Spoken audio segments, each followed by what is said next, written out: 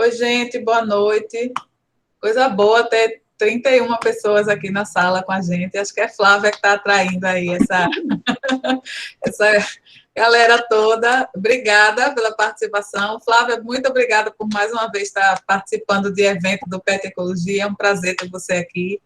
E para discutir o vídeo escolhido, né, dessa vez, que é daqueles que a gente assiste e se choca, e é bom conversar sobre, né, porque aí vamos conversar com a especialista para tirar nossas dúvidas e para ver o que a gente pode fazer diante desse documentário, né, desse vídeo que a gente assistiu, tá? Então, que tenhamos uma boa discussão. Obrigada. Obrigada, Ana. Então, hoje a nossa mediadora é a querida professora Flávia Fredo. Ela é professora titular da nossa UFRPE, PhD, graduada em Engenharia de Pesca, mestre em Oceanografia e doutora em Modelagem. Professora Flávia.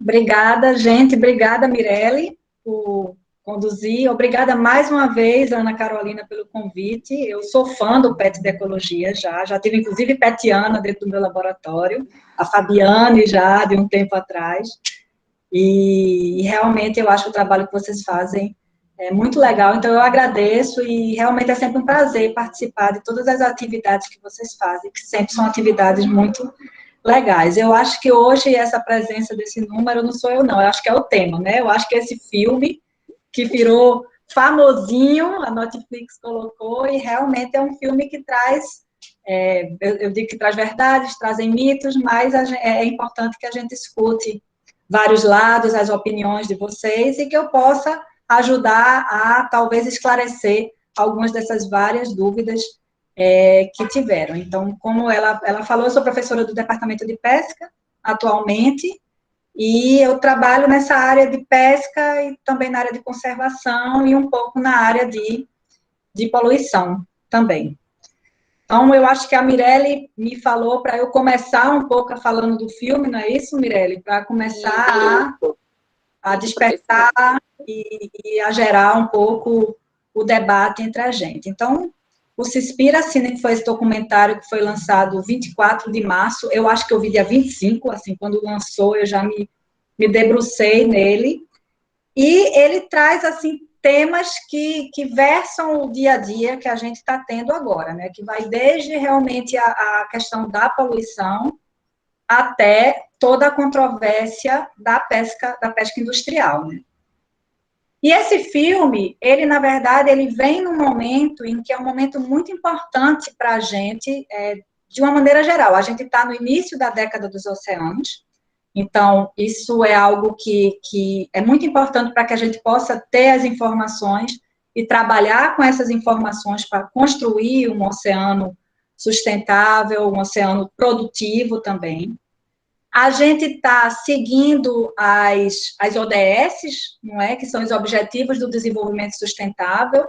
Eu acho que todo mundo aqui conhece que faz parte da agenda da ONU de 2030.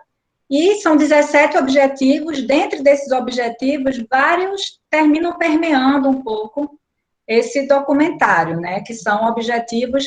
O primeiro, né? Que é acabar com a pobreza, fome zero. Tem a ODS 14, que é a ODS dos oceanos, e tem as ODS das mudanças climáticas. Então, o documentário realmente ele vem num momento muito importante que o mundo está precisando de resposta, o mundo está precisando de ações para que efetivamente a gente tenha um oceano limpo e sustentável, como é o objetivo da ONU. Então, o Cispira-se veio com essa ideia, talvez, com essa proposta. Só que aí onde entra todo esse lado, tem os dois lados. Então, o Cispira-se tem verdades, tem mitos, tem informações que já foram cientificamente contestados através de trabalhos científicos. Então, hoje de tarde, eu passei a tarde olhando alguns dos mitos e também tentando buscar informações para corroborar ou contestar aquilo que está ali, né? É importante que a gente saiba que tudo tem que ser avaliado, e exatamente foi o grande motivo da crítica do Cispira-se, que era ter algumas informações que terminaram sendo ou muito locais, ou informações que já eram informações mais antigas, e que foram realmente, ou falas que algumas das pessoas que prestaram depoimentos falaram que foram distorcidas. E tão bom quanto o Cispira-se são as avaliações que foram feitas do Cispira-se. Então, isso tem vários que depois eu posso até colocar no chat para vocês. São pequenos vídeos, por exemplo, de 2 grandes biólogos pesqueiros, que é o Hilborn, que ele tem um viés mais ligado à pesca, ou seja, ele defende a pesca como uma atividade necessária e uma atividade que é importante para a segurança alimentar. E a gente tem o Daniel Pauly, que tem também um lado mais conservacionista. Ambos são, o Hilborn é de Seattle, o Daniel Pauly é do Canadá, da British Columbia. Então, ambos fazem essa análise, então depois eu posso passar para vocês. E tem outras análises que são muito legais. Então, o Cispira-se terminou também nutrindo a gente com essa enxurrada de avaliações que também trouxe para a gente esse conhecimento maior. Então, é muito gostoso até estudar o Cispira-se por causa disso, né? Então, eu acho que alguns dos meus alunos estão aí, ex-alunos, alunos que estão matriculados na minha disciplina também, e que no primeiro dia de retorno da aula eu disse, vocês vão assistir esse filme, e a gente vai promover exatamente um debate que é esse que já está fazendo aqui. Então, estou dizendo até que os meus alunos eles estão dando um spoiler do que vai ser a aula que a gente vai ter depois. Então, tem eu coloquei aqui várias provocações, né, que a gente colocaria, que aí eu deixo como algumas perguntas para que vocês também me ajudem a responder, ou deem opiniões. Então, por exemplo, será que as redes por pesca são realmente a causa primordial da poluição por plástico? Isso foi a motivação que ele iniciou, inclusive, o documentário dele, né? Então, a gente vê que o documentário, ele se inicia falando de toda essa questão da poluição por plástico e até ele catando o plástico como uma ação que depois ele questiona, será que isso é suficiente? Então, isso é uma pergunta que eu deixo aqui. Será que realmente não existe nenhuma maneira que a gente possa ter a pesca sustentável? Será que realmente que uma das questões controversas é, será que em 2048 a gente não vai ter mais peixe nenhum e a gente vai terminar tendo que comer hambúrguer de gelatinosos? Isso é uma provocação também, que não está nesse filme, mas está em outros trabalhos que falam isso. Então, aí isso é uma pergunta. Será que tem como ter uma pesca sustentável? Será que as florestas submersas, ou seja, o quanto que o oceano, ele realmente contribui em relação ao sequestro de carbono? Será que eles contribuem mais do que as florestas tropicais, do que a nossa floresta amazônica? Então, tudo isso, ele permeia vários assuntos que, concordando ou não, refutando ou não, foi essencial para que a gente possa se questionar e para a gente possa até estudar e ver e promover esse debate que o PET realmente teve esse assunto que caiu do céu, realmente. Então, eu deixo essas questões e pergunto se vocês querem colocar algumas outras ou se vocês querem, inclusive, responder o que vocês acham sobre alguns desses mitos que a gente foi colocando. Não sei como seria a dinâmica, ou se eu continuo falando, ou se vocês perguntam algo para mim também. Se a senhora se sentir à vontade de estar falando, as dúvidas podem ser surgidas de acordo com o que a senhora for falando, e escritas também. Aí eu posso lhe interromper e falar para a senhora. Pronto, então vamos falar um pouquinho do plástico. Aí tem, a Anne está aí, que é minha aluna de doutorado, que eu digo que ela conhece o plástico até bem melhor do que eu. Então, uma das grandes controvérsias que gerou foi exatamente essa questão. As redes de pesca são os principais fontes poluidoras de plástico. Aí eu puxei alguns números aqui, que a gente pode ver. E, na verdade, o exemplo que ele deu foi um exemplo muito localizado, né? Que foi aquele exemplo que a gente tem do Great Pacific Garbage Patch, que realmente...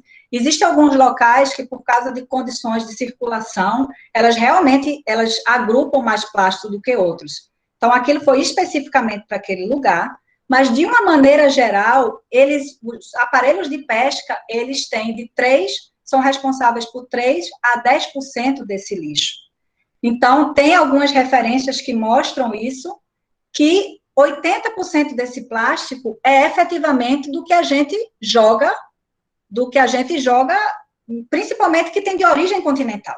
Então, de fato, vem mais do vilão do canudinho, né? Logicamente, o canudinho terminou virando um ícone, mas é todo aquele material que a gente realmente utiliza e que a gente despeja, porque, principalmente aqui no Brasil, a gente não tem uma reciclagem apropriada. Uma outra coisa que ele falou, uma outra coisa que é muito interessante em relação a isso, é que quando a gente pensa realmente em plástico, a maioria do plástico, ele afunda. Então, uma estimativa, se você pega aquela estimativa que é mais superficial, e principalmente as redes de pesca que vêm com a quantidade muito grande de boias, então, é possível sim que naquela estimativa daquela parte superficial tenha uma porcentagem maior das redes, como o plástico, porque não está vendo aquela camada, que é aquela camada onde o plástico realmente afunda. Então, existem esses dois lados da moeda. E uma outra coisa que é muito importante quando a gente pensa em poluição por plástico é a gente pensar no microplástico, né? Que é aquele plástico que, através desse macroplástico, ele vai se desintegrando e ele vai transformando nessas partículas que a gente não enxerga, mas que é aí onde entra a ingestão dos animais desse microplástico. E aí a gente vem trabalhando um pouco disso, através, principalmente, da coordenação da ANE, e a gente está vendo realmente que o microplástico, ele está em todos os organismos que a gente analisou, desde os animais estuarinos e, mais importante, aquele das grandes profundidades. Então, isso é uma das grandes questões do plástico. Então, quando a gente entra realmente no número, mundialmente, não, as redes de pesca não são os principais responsáveis por esse plástico, na qual se coloca a responsabilidade, acho que de cerca de 45% em relação ao plástico total. Não, não é. Ainda é, principalmente, aquele plástico do nosso consumo, que vem principalmente da origem continental, que é descarregado nos mares. Então, isso é uma dos mitos. Embora o resultado, de fato, tudo isso que eu estou falando, existe, de onde o autor tirou, existe esse trabalho, sim, de fato, e existe outras referências na qual esses números que eu estou dando, elas são realmente referenciadas. Então, existe, sim, esse trabalho que ele falou. E aí a gente entra no segundo mito que eu falei, que aí entra na minha área, né, a minha formação é de pesca, que é e aí sim, já foi contestado pelo próprio autor, que é que em 2048 a gente não vai ter mais peixe nenhum. Esse trabalho, e eu indico para vocês um outro documentário que os meus alunos assistiram, que é de 2009, que se chama The End of the Line. E aí, o The End of the Line, ele, apesar de já ter, 11 anos, né? 12 anos, ele é um documentário super atual, e ele aborda essa questão do final dos peixes em 2048. E o autor foi o Worms, e ele mesmo teve uma série de contestação da forma de onde ele tirou esses números, ou seja, a forma como ele analisou esses números. E ele mesmo, alguns anos depois, e tem a referência dele aqui, alguns anos depois, ele mesmo escreveu, ele derrubando essa teoria, ou seja, pesquisador faz isso também, viu, gente? Às vezes a gente escreve um trabalho e alguns anos depois a gente contesta o trabalho nosso também, isso faz parte e isso é completamente aceitável. Então, o que é que a gente tem hoje em dia? A gente tem números da FAO, que é a Organização de Agricultura, que cuida realmente da questão dos alimentos, e o último boletim, que é de 2020, que se chama Boletim Sofia, ele mostra qual é a situação desses estoques. Então, aí onde a gente tem a questão da... Oba, apareceram um monte de perguntas. Eu vou terminar esse raciocínio, aí eu respondo isso aqui. Então, o que é que a gente chama de uma pesca sustentável? Às vezes, a interpretação pode variar. Uma pesca sustentável é aquela em que ou está abaixo do limite máximo, do rendimento máximo sustentável, ou seja, daquele rendimento na qual se equilibra os ganhos em biomassa e as perdas, ou então o que a gente chama no limite máximo de sustentação, que é quem trabalha com pesca quando está no rendimento máximo sustentável. Então, a maioria das pescarias, eles se encontram no limite máximo sustentável. Só que, às vezes, esse termo está no limite máximo sustentável, às vezes ele vem de uma forma negativa. Não, não é. Se ele está no limite máximo sustentável, quer dizer que ele atingiu o rendimento máximo sustentável. E até então, ali está bem. Então, a gente tem cerca de 25% a 30% dos estoques pesqueiros sobreexplorados, ou seja, já passou desse limite. Então, realmente existem estoques que estão manejáveis, mas tudo tem o outro lado. E qual é o outro lado? Então, a gente olha o gráfico da FAO e diz que está tudo bem, porque realmente a maioria está no limite máximo. Também não pode passar dali. O grande problema, e o que acontece com o Brasil também, é que existe um monte de estoques que nunca foram avaliados. Vocês terem uma noção, no Brasil, e isso é um boletim da Oceana, a própria Oceana, ela foi bastante massacrada no documentário, a Oceana fez um levantamento de todos esses estoques, e a gente só tem 6 estoques no Brasil, estoques pesqueiros, que são atualmente avaliadas. Desses 6, 4 são aquelas que são avaliadas pela ICAT, que é a organização que estuda o atum do Atlântico. E apenas 2 estoques puramente brasileiros, que é a lagosta e a tainha. Somente. Então, quando a gente olha esse gráfico, a gente tem que saber que é um pouco como botar a poeira debaixo do tapete, porque existe uma série de estoques, principalmente de países em desenvolvimento, na qual não se sabe em que nível ele está. Pode estar bem, mas pode não estar. Isso é um problema. E isso é um problema do Brasil atualmente. Então, esse seria o segundo mito, e agora eu paro um pouquinho para que eu vi as coisinhas aí. Professora, a senhora pode enviar a lista para a gente que a gente repassa para o pessoal junto com o certificado, tá certo? A lista do quê? Desses trabalhos? Do material disponível para... Passo tudinho. Eu podia passar pelo chat, mas eu posso passar para vocês e você passa para todo mundo. Pronto, depois a gente passa junto com o certificado. Tem uma dúvida aqui do Wilson Soares. Não seria um equívoco do documentário focar que a solução para diminuir a poluição de plásticos seja o não consumo do pescado? E o que nós, como comunidade científica, podemos fazer para refutar essa informação? Wilson, é você, Wilson? Sou eu, professora. Ô, meu filho, é você. É você mesmo. Sora, peraí. Olha eu aqui. Ele aí, isso mesmo, gosto da sua carinha. Wilson, eu poderia, aí eu tô falando eu, como pessoa, eu poderia refutar de uma maneira geral todas as justificativas que ele dá como não consumir o pescado. E veja bem, eu não estou aqui minimizando a causa vegetariana nem vegana, muito pelo contrário, embora eu não seja, muito pelo contrário, mas a gente precisa saber que o consumo do pescado, ele é segurança alimentar, ele é uma proteína, que eu vou botar até alguns números que isso eu coloquei, só para a gente ter uma noção da importância que é o consumo de pescado. Então, aqui, são números da FAO também, e existe um documentário que é Can the Ocean Feed a Growing World? Que é exatamente a nossa pergunta, né? 3,3 bilhões de pessoas dependem do pescado como fonte principal de proteína. 100 gramas de pescado provê a um adulto metade da proteína diária. E 50% da proteína animal, o pescado é 50% da proteína animal consumida em países em desenvolvimento. O que é que eu quero dizer com isso? Que a questão da diminuição do consumo de carnes, de uma maneira geral, eu acho que todos nós estamos de acordo que, por vários motivos, a gente deveria diminuir.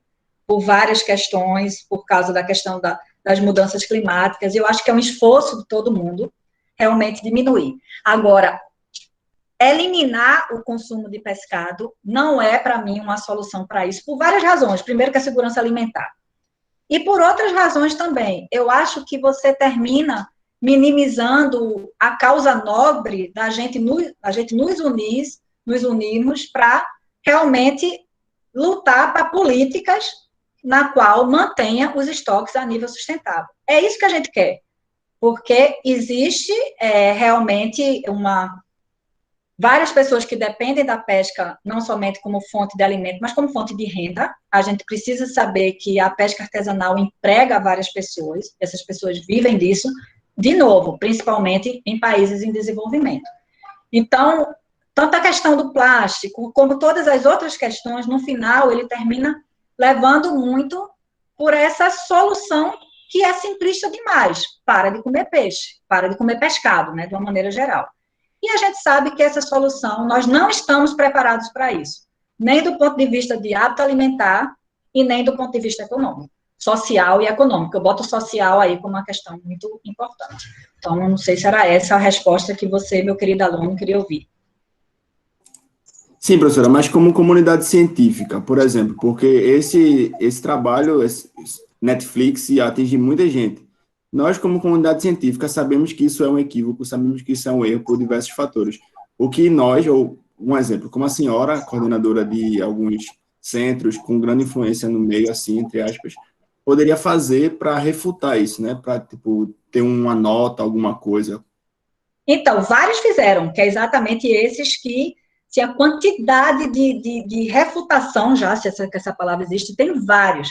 E são, como eu falei, pessoas renomadas. Obrigada, mas eu ainda não tenho tanto peso assim. Mas, de fato, eu acho que ações como essa, ação de colocar na aula, ação para que haja multiplicadores, e não é multiplicadores de perpetuar a pesca destrutiva, não. Muito pelo contrário. É exatamente nós, como cientistas, não digo nem cientistas, como gestores de recursos naturais, de uma maneira geral, que a gente saiba que existe caminho, sim, na qual a gente possa tentar e a gente possa lutar pela manutenção da pesca e pela conservação dos recursos. Então, se respondo a pergunta, eu acho que são as notas, isso está tendo, e o do Hilborn é muito legal, é até divertido, o do Pauli, que é muito conservacionista, até alguns colegas disseram, olha, mas se até o Pauli diz isso, que ele tem um lado muito conservacionista, e eu acho que o papel, aí sim, eu como cientista, é continuar fazendo o que eu faço. Então, a gente ajuda na Secretaria da Aquicultura e Pesca, independente do governo, já há muitos anos, a gente presta assistência ao Ministério do Meio Ambiente, que é mais puxado para o lado da conservação, a gente continuar fazendo isso, e eu sempre digo, e eu realmente sou uma otimista eterna, eu acho que a gente tem que continuar lutando. E a questão de você divulgar que existem algumas falhas, mas existem algumas verdades, e algumas verdades aqui também estão anotadas, eu acho que faz parte do trabalho, não é só meu como cientista, não. É de vocês, biólogos, agrônomos, engenheiros de pesca, engenheiros ambientais. Eu sempre falo na minha aula que aqui não é questão de profissão. Nós todos somos pessoas da área de ciências naturais. E que a gente quer, sim, conciliar a conservação com o desenvolvimento sustentável. A ideia é que a gente tenha isso. Vocês querem que eu leia ou vocês leem, gente? A Mirelle lê para a senhora, professora. Não são os comentários? Isso, porque tem umas perguntas e comentários, né? Mirelle, você vai conseguir ler? Se você não conseguir, eu posso ler. Perdão, estava fechado aqui, não percebi. A pergunta do Guilherme Ribeiro. Um ponto não abordado pelo documentário foi o fato de não mostrar com ênfase os pescadores artesanais, que trabalham sustentavelmente em várias partes do mundo. Poderia comentar sobre o assunto? Olha, Guilherme, eu passei o documentário todinho angustiada com isso, porque a gente via tudo aquilo, né, e de repente colocou numa sopa só, o pescador industrial, o artesanal, o que é destrutivo, sim, com aquele que faz, mas no finalzinho ele dá uma pincelada, que quase foi um alívio. Então, assim, isso para mim é realmente exatamente uma das falhas, e no final ele coloca isso, principalmente em países africanos, né, em que ele bota até dois rapazes numa canoa do lado de um barco e ele fazendo a ação assim como se estivesse com fome. Então, isso é uma falha muito grande. A gente sabe que pescadores artesanais, tanto artesanal e pode haver algum industrial também, mas vários deles, eles tentam sim, eles têm consciência e eles tentam aplicar algumas ações que sejam do ponto de vista sustentável. Então, inerentemente, né, por eles terem uma arte de pesca menores e às vezes com poder de pesca muito menor, pela embarcação, pela tecnologia, tem automaticamente um efeito menor. Mas também, bora olhar o outro lado, são muitos pescadores artesanais. Então, eles em conjunto têm um efeito, sim, no meio ambiente. Então, não é o fato de ser só o artesanal, logicamente, ele individualmente, ele tem um efeito muito menos destrutivo, até pela conjuntura do seu tipo de pescaria. Mas é um contingente muito grande. E uma outra coisa que é muito importante, e a gente pode pensar muito aqui no Brasil, quando a gente fala artesanal, o artesanal tem uma faixa muito grande, né? E basta, assim, não precisa nem trabalhar com a pesca, basta conhecer as praias daqui do Nordeste, né? Você vê um artesanal que é um pescador dali do estuário, que está numa canoa, e você conhece também aquele artesanal, tem gente do Pará aí, que eu já morei no Pará, que é aquele artesanal que pesca pescada amarela, que já tem uma autonomia de um barco que pode até ter 30 dias e que vai mais longe. Então, assim, pesca não tem regra. Pesca realmente são questões que a gente tem a avaliar, mas com certeza ele negligenciou a importância do pescador artesanal e o fato dele também sofrer muito com essa pesca destrutiva e com esse conflito que tem com a pesca industrial, conflito por área, conflito pela pesca industrial ser mais destrutiva, e o estoque é o mesmo, né, gente? Você imagina que ali a pesca industrial e artesanal podem estar compartilhando áreas e compartilhando estoques. Então, há uma competição natural para aquilo dali. Então, assim, eu tive a mesma sensação que você, e eu passei o documentário todo, cadê o pescador artesanal? Para ver ali e dizer o tanto que aquilo dali... E a gente, não é só importante porque ele come, porque ele ganha dinheiro, não. Existe uma questão cultural que é muito forte de pescadores artesanais. Então, é uma cultura, é algo que é o nosso valor cultural. Quando eu digo nosso, aqui do Nordeste tem muito, mas na Amazônia, ou seja, todas as comunidades ribeirinhas, existe um valor cultural que é muito importante e que tem que ser mantido também. Guilherme, obrigada pela pergunta. Pronto, professora, mais uma pergunta da Juliana. Sobre as mortes de observadores de bordo, que tem a função importante para assegurar a eficiência dos selos em embalagem de pescado. Os dados que o documentário apresentou é algo verídico? Qual é a sua opinião sobre os selos em embalagens de pescado? Essa professora é uma das melhores da UFRPE. Juliana. Obrigada, Juliana. A Juliana foi minha aluna logo no primeiro PLE, né? Que a gente estava ali, eu morta de medo, e o Wilson também, da gente ver como é que ia sair. Olha, isso foi uma das coisas, assim, que mais me despertou, até para procurar saber. Em relação aos selos, essa lista que eu vou disponibilizar para vocês, existe a lista do que foi mais atacado aqui, que foi o selo do Marine Steward Council. Eles têm uma série de auditoria, e existe uma lista de sites na qual trabalhos que comprovam a veracidade realmente do selo. Agora, gente, é uma coisa que é muito relativo, né? Uma das coisas, eu já vou responder o outro também, da questão das mortes de observadores. É uma coisa muito relativa. Uma das questões que está também num desses artigos, que foi o moço do golfinho, né? Do selo do golfinho. Que o diretor pergunta, mas você garante realmente que não vem nenhum golfinho? Ou seja, 0% de golfinho? Gente, não tem como garantir isso. Não existe arte de pesca nenhuma. Não existe pescaria nenhuma na qual se possa garantir que esta fauna indesejada não venha. O que a gente faz é tentar, ao máximo, desenvolver maneiras, selos, compromissos, artes de pesca que possam minimizar. Então, eu acredito sim nesses selos, eu acho que esses selos, eles devem ser cada vez mais difundidos. Logicamente, tem que ter um controle muito grande, como esses que particularmente ele mostrou, tem esse controle. Em relação às mortes de observadores de bordo e à escravidão, ela existe. Mas, assim, a forma como foi colocada é que era uma coisa tão generalizada que ela existia sempre e de todas as formas. Ela existe sim. Existe, e também uma coisa que foi negativa, isso foi muito contestado, e coloca muito os asiáticos, somente eles como vilões, né? Então, estereotipou muito o asiático de uma maneira geral. Então, ela existe pescarias piratas, são essas pescarias que vendem principalmente no mercado local, porque essas pescarias não vão ter nenhum selo ou não vão ter nenhuma condição de exportar.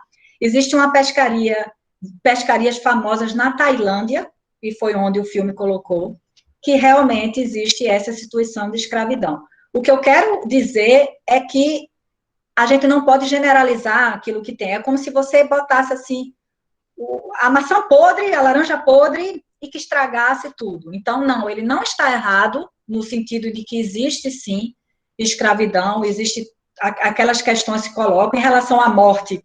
Bom, eu não sei, mas trabalho que se assemelha ao trabalho escravo existe, mas não é a maioria. E, sim, eu acredito nos selos que são colocados, embora a gente tem que sempre pensar na pesca como algo que não é perfeito. Porque se você buscar a perfeição na pesca, você vai sempre estar sujeito a uma avaliação dessa forma.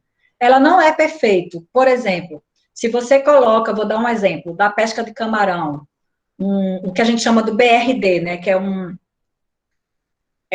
um dispositivo de escape de peixes, exatamente para liberar a fauna acompanhante.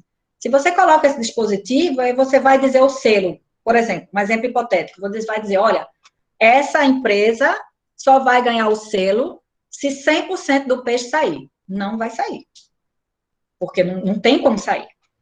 Então, você tem que trabalhar com metas e com intervalos, então não vai sair. Então, a forma como foi colocado ali no golfinho, do tipo, pô, o cara do golfinho não faz isso, o homem não pode dizer que não vai vir golfinho.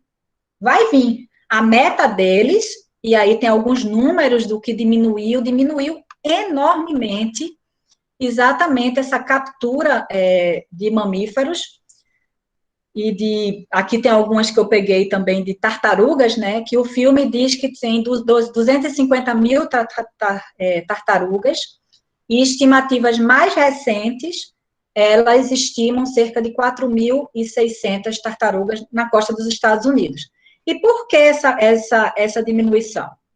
Exatamente por causa desses dispositivos de liberação, né, os BRDs, que a gente chama, na qual é o TED no Brasil, e que eles são liberados. E aí, provavelmente, tem várias empresas que podem ganhar um selo por estar colocando esse dispositivo e tentando reduzir ao máximo possível essa saída de tartarugas. E aí, nunca mais vai vir tartaruga? Vai sim. Alguma não vai sair, porque não é uma ciência exata. Então, respondendo é isso, Juliana. Sim, eu confio. Sim, acho que tem que ter, eu acho que tem que ter selo para várias coisas, mas tem que ser muito bem trabalhado. E, infelizmente, o trabalho escravo existe.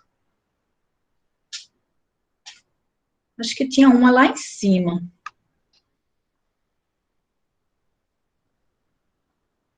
Tá desligado o teu áudio, mãe dele. Oi, professora? Oi, tô ouvindo, tô aqui. Tem um comentário aqui Não, a Juliana, depois vem agradecimento do Wilson, e aí um comentário do Alisson do Pona. Mas acho que a questão também é como chegar até o público do Netflix, esses contrapontos. Isso é um problema. Você sabe que eu acho que isso depende de nós. Aqui ela saiu, mas a minha filha assistiu comigo. porque a gente tem que sair um pouco do público comum e talvez nós, formadores de opinião na área ambiental, a gente precisa, talvez, utilizar do nosso conhecimento, e é o que eu sempre digo, é aproveitar o Cispira-se para uma coisa boa, para dizer, olha, esses problemas, de fato, eles existem, mas talvez os números que estão aí, eles camuflam algumas coisas, mas é importante que a gente veja para a gente entender os problemas. Então, isso realmente é um problema, tem até dizendo, é até elitista, realmente, e são várias pessoas, e hoje eu tive a curiosidade, eu não sei se vocês já tiveram, de entrar no Instagram do Cispira-se. Não sei se vocês já olharam isso. E, assim, são vários comentários, realmente, que defende, de fato, os números. Então, isso termina, de algumas formas, causando um desserviço para a própria conservação. Porque nada que é radical funciona dessa forma. A gente tem que realmente, ainda mais considerando tudo que eu falei em relação à pesca. Então, eu concordo que é algo que é chegar ao público de Netflix e virou um dos 10 primeiros, né? Toda semana o Netflix coloca aqueles 10 primeiros. E eu acho que esse é o papel de formiguinha de cada um de nós. Eu digo, quem sabe os colégios, e eu digo isso porque eu coloquei a minha filha para ver, quem sabe os colégios abordarem isso, porque se você olhar ali, existem vários temas que os nossos jovens, que são os futuros formadores de opiniões, vocês também, né? Mas eu estou botando aí os jovens, os adolescentes, os futuros formadores de opinião, que eles também avaliem problemas reais, porque o problema do plástico todo mundo sabe, ou seja, a juventude hoje está todo mundo querendo andar com o canudinho de papel, então eles sabem do que está ali. Então a minha filha, ela veio por acaso, disse agora fica e vê, é perfeitamente compreensível e realmente desperta. E é muito chocante, assim, aquelas cenas no finais, eu até acredito, não é o meu caso, mas tem pessoas sensíveis de ver aquela quantidade de sangue toda. E, logicamente, tem várias outras situações que podem ter também de alimento, né? Então, eu acho que, colocando isso, eu concordo, é elitista, mas eu acho que é um papel dos educadores e nós de tentar discutir isso cada vez mais. Professora, não ser só nós. Pode ser uma provocação à comunidade acadêmica, justamente para fazer essa colocação e esse confronto, para suscitar também um debate, e esse debate chegar à população em geral? Eu acho que você tem toda a razão, e eu acho que a gente está o quê? Há um mês, menos de um mês, né, que foi lançado o Cispira-se. Mas eu acho, e eu posso vestir minha carapuça, né, e fazer minha culpa, talvez nós, acadêmicos, aí a Ana também, o tanto que a gente fica dentro dos muros da universidade. Então, claramente, a academia teria que, sim, propiciar, e nesse momento online da gente, eu tenho visto vários debates que misturam vários membros da sociedade. Eu vejo isso de uma forma muito positiva.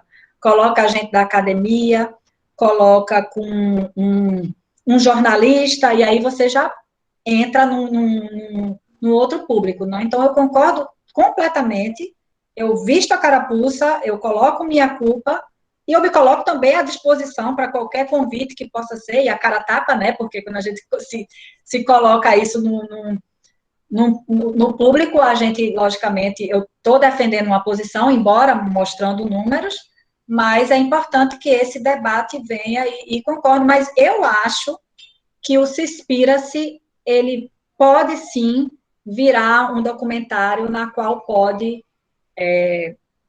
compartilhar esse tipo de debate com a população geral. A gente precisa, e não é só para o Cispira-se, não, é para tanta coisa. É tanta coisa que a gente tem, e principalmente, como eu falei, nesse momento que a gente está, que não é um momento em que só eu devo saber que a gente está na década do oceano, e nem que a gente tem um compromisso com as Nações Unidas para atingir as ODS. Isso é um compromisso mundial. E um objetivo está ligado ao outro. Quando a gente fala da pesca, a gente está ligada com aliviar a pobreza, a gente está ligada com a fome, a gente está ligada com mudanças climáticas. Então, é uma teia de questões. Mas, sim, inclusive vai ter um outro debate, pessoas de Pezão também, viu, que já convido aqui vocês, eu acho que é dia 23 ou 24, o professor Fábio Azim, que é da casa também, e a professora Beatriz Padovani, da UFPE, que ela tem uma intermediação entre a pesca e a conservação muito boa. Eu esqueci o nome da outra professora, que é de São Paulo, também da pesca. Mas, realmente, são 3 acadêmicos. Então, eu acho que esse é o tipo de debate que tem que socializar, de fato. Isso, passe para nós que divulgaremos também, professora. Vou passar. Certo. Álvaro levantou a mão. Quer a palavra, Álvaro? Oi, sim, deixa eu... boa noite a todos. Eu sou Álvaro, sou biólogo marinho pela Federal de Alagoas. Trabalho há 12 anos em unidades offshore, executando projetos ambientais, dentre os quais a parte de pesca, de monitoramento da pesca ao redor das plataformas. Então, queria primeiro parabenizar ao grupo aí pela iniciativa, pelo debate. Eu assisti o documentário uma vez, né? Só tive tempo de assistir uma vez, estou doido para desembarcar, estou embarcado no momento, estou doido para desembarcar para assistir outra vez, exatamente pela chuva, né? Coincidiu de eu embarcar, de eu assistir, ter que embarcar e a chuva de comentários, né? Inclusive, eu tenho alguns amigos dentro de universidades, e assim que eu assisti, eu já fui logo falando, tem que assista esse documentário, vale a discussão, tem que ser discutido. Eu só queria fazer um contraponto, né, assim, porque eu entendo que é uma obra documental, entendeu? Então, não é uma obra científica, tá? Então, eu percebo que as discussões, né, estão indo muito para o lado científico, e pior ainda, né, infelizmente, boa quantidade dessas discussões estão levando para o lado pessoal. Aí eu não sei se a professora até concorda comigo, né? Como, por exemplo, dizer que o Ali, o rapaz que criou o documentário, ele não passa de vamos falar na linguagem em português, né? Não passa de um menininho mimado que fica na frente do computador, como eu já vi vários comentários desse tipo.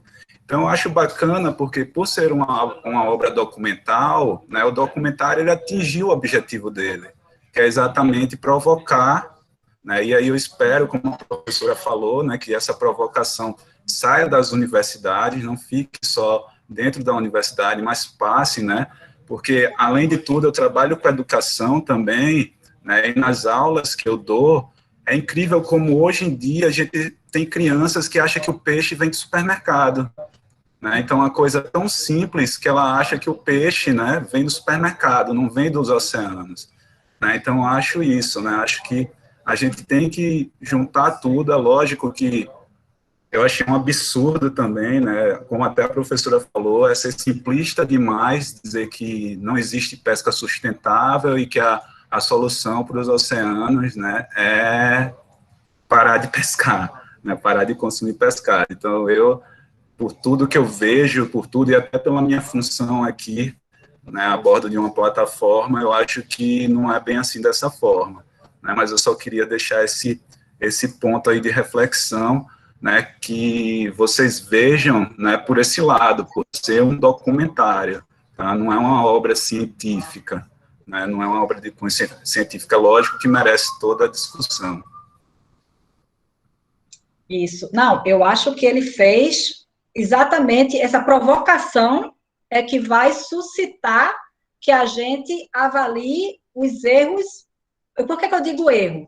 Porque é um documentário e eu acho que ele cumpriu perfeitamente com o papel dele, que é exatamente aquela questão da gente estar falando e da gente estar tentando ver caminhos de resolver, de discutir, de alertar. Agora, tem algumas informações que ele usa que, de fato, é científico, inclusive são papers. Então, foi nesse sentido que eu acho que talvez algumas pessoas contestaram mais nesse sentido, que ele terminou usando mesmo. Esse paper que fala 2048, inclusive é publicado, acho que na Nature ou na Science, que é uma das maiores revistas, né? Então, acho que isso terminou sendo onde pegou um pouco, mas eu concordo com você que é um documentário, ele foi feito para ser um documentário, inclusive tem um documentário, o irmão dele, que eu não vi ainda, mas também indico para vocês verem, porque surgiu um pouco, que é o Conspiracy, que é o análogo do mar na terra, a mesma questão também, né? Então, para avaliar toda a problemática ambiental do consumo de carne terrestre. Então, eu acho que realmente a gente não pode xingar o rapaz. Eu não xinguei, então, às vezes eu fazia, meu Deus, isso não é bem assim. O rapaz foi extremamente bem sucedido na mensagem que ele queria passar. E resta a nós agora tentar transformar o que ele fez, porque é o buchicho mesmo que a gente quer, né? Transformar o que ele fez em algo positivo. Eu acho que é essa realmente a nossa função. E, de repente, aí sim, informar, e aí o meu papel como professor mesmo é pegar, olha, esse paper, lê esse paper, agora depois lê esse. Porque aí você consegue ter essas duas informações também. Álvaro, Obrigada. quer falar mais Obrigada, algo? Álvaro. Não, então, aí só aproveitando, né, porque para vocês verem, né, até jogar uma provocação para todo mundo que está na sala, né, a Sylvia Earle, né, para mim, né, foi um dos motivos de eu ter feito biologia marinha, né, então ela é taxativa também, entendeu? Ela na opinião dela, naquela cena clássica que ela está sentada na cadeira, ela disse que para acabar com o impacto do oceano é não consumir peixe. E aí eu não vejo ninguém questionando a Sylvia Earle, entendeu? Não, ainda não vi ninguém, né, dizendo, não, peraí, a grande Sylvia Earle está errada. Não, né, preferem exatamente só bater aí no... Não estou dizendo que é o caso da senhora, tá, professora? Só para deixar claro, né? Mas, assim, da comunidade, e como eu falei, só ressaltando, né? Eu acho que no momento que a gente vive atual, né, acho que todo mundo aqui é cientista ou quer ser cientista, tá? Então, acho que a gente tem que deixar, né, as paixões, deixar essa coisa de lado para ser puramente cientista, entendeu? Então, eu acho que foi até com o Alisson que eu estava debatendo no Instagram, assim, né? Então, eu achei, né, na minha opinião, achei as críticas do Pauling, né? Ele começou bem, mas de repente ele foi para um lado, né, para um lado mais emocional, vou dizer assim, entendeu? Então, é isso aí. Todos nós somos um pouco emocionais, né? No final, a própria Silvia, né? Ela foi. Então, mas realmente eu acho que a crítica foi assim de uma maneira geral, né? A questão de não consumir mais o pescado terminou, que a Silvia realmente ela disse isso claramente. O Callum Rogers, que foi um outro pesquisador, eu fiz meu doutorado na Inglaterra, é um pesquisador extremamente renomado. O Callum é excepcional, e ele deu ali também a opinião dele, e ele sustentou a opinião dele, né? Então, tanto ele quanto a Silvia, o Callum, acho que é de Newcastle, né? Eu acho que é da Universidade de Newcastle, é realmente um dos pesquisadores mais renomados, e ele também foi bem taxativo ali, com a defesa dele. Certo. Professora Carol, quer falar? Carol está com a mãozinha levando. Eu queria comentar que Flávia falou do Cowspiracy, eu ia falar sobre isso. A gente assistiu, aí também fez um debate aqui no PET, né, sobre o Cowspiracy, aí a gente chamou o pessoal da zootecnia, a Norma Ribeiro lá e Ângelo, que é lá da minha área, né, da ecologia, para fazer essa conversa aqui. E foi bem legal, porque no final esses documentários acabam dando essa mensagem, o Cowspiracy fala não coma carne, né, de boi, não coma, não consuma. E esse fala não como pescado. Então, às vezes, a mensagem final acaba, assim, tem toda uma contextualização e a mensagem final é uma solução meio mágica que no mundo que a gente vive hoje, né, que existem indústrias por trás disso, existe ciência, existem os cursos, academia e tudo mais, aí você dá essa mensagem, assim, eu fiz todo um debate e no fim, apresentei um monte de fato e no fim a solução mágica é essa, não coma mais, né? Então, com um mundo que daqui a pouco tem 8 bilhões de pessoas, né, 8 bilhões de bocas para serem alimentadas, então toda a questão de segurança alimentar. Mas eu concordo muito com o Álvaro, obrigada por estar aqui com a gente, Álvaro, também trazendo sua experiência. que é uma provocação que é boa, porque é uma coisa que a gente assiste, a gente se incomoda e quer conversar sobre, né? E aí, dessa conversa, você acaba extraindo o que é mais ou menos, né? Não é tão verdade assim, o que foi uma generalização exagerada. Então, eu acho que é bem legal. Com a história lá do Cowspiracy, o debate foi muito por aí, a gente conversando, né, Norma com a experiência dela, o que é que a zootecnia pode ensinar para a gente sobre aqueles debates e tal. E aí, nesse aí eu também fiquei com essa mesma impressão. Tem um monte de pergunta ali, Flávia, mas eu queria que depois, em algum momento, você comentasse, que é uma coisa que no outro, no Cowspiracy, também me deu essa angústia, que nos dois documentários o pessoal vai atrás dessa, assim, chega nessas ONGs e nessas coisas que as pessoas normalmente confiam, né? E eles mostram que, na verdade, elas são financiadas por aquela indústria que elas fingem combater. No Cowspiracy tem isso também, e nesse também mostra. Então, aquelas grandes organizações que a gente, de certa forma, confia, se envolve, doa, lê o material que eles produzem, né? E aí há essa, assim, se macula um pouquinho essa história. Não, eles não tocam na questão da pesca, porque eles são financiados pela indústria da pesca. E no outro, eles não tocam na questão da pastagem, né, da necessidade de pasto e tal, porque são financiados por essa indústria da carne e do leite. E aí a gente fica... Eu fiquei meio incomodada, e você já falou um pouco sobre isso, que generaliza muito, e parece que a gente não pode mais confiar em ninguém. Mas o nome já é esse, né? É uma grande conspiração. E a gente fica meio agoniado com esse negócio. Não sei se a ideia é provocar para agoniar mesmo, mas agonia é um pouco além da conta, né, às vezes. Mas eu acho que agoniou todo mundo, né? Agoniou Alvo, agoniou a mim, e aí eu vou dizer assim, é engraçado que ele disse, viu uma vez, a primeira vez que eu vi sábado de tarde, com a pipoca, aí você começa a ficar incomodado, né? Começa a ler algumas coisas. E aí, Álvaro, é legal, depois de algumas coisas que eu li, aí eu vi de novo. E aí você vai e lê de novo, e até para, sabe? Vai parando assim, é interessante ver de novo. Mas essa questão das ONGs, eu tive a mesma sensação que você também, Ana.